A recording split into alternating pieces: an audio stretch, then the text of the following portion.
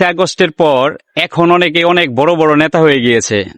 এই যে মিছিলটা দেখতেছেন, এই মিছিলটা হচ্ছে ইসলামী ছাত্র শিবিরের মিছিল। আমার এই বয়সে এই প্রথম এত বড় একটা মিছিল দেখলাম।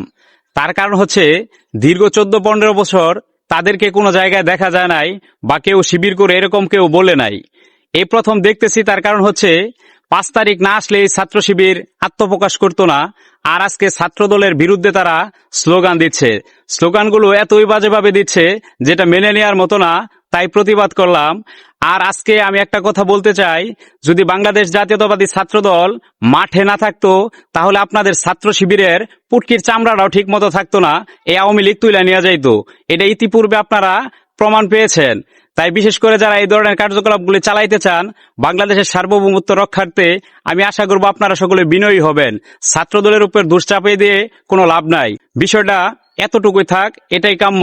সকলকে ধন্যবাদ। মিছিলটা কন্টিনিউ দেখতে থাকেন।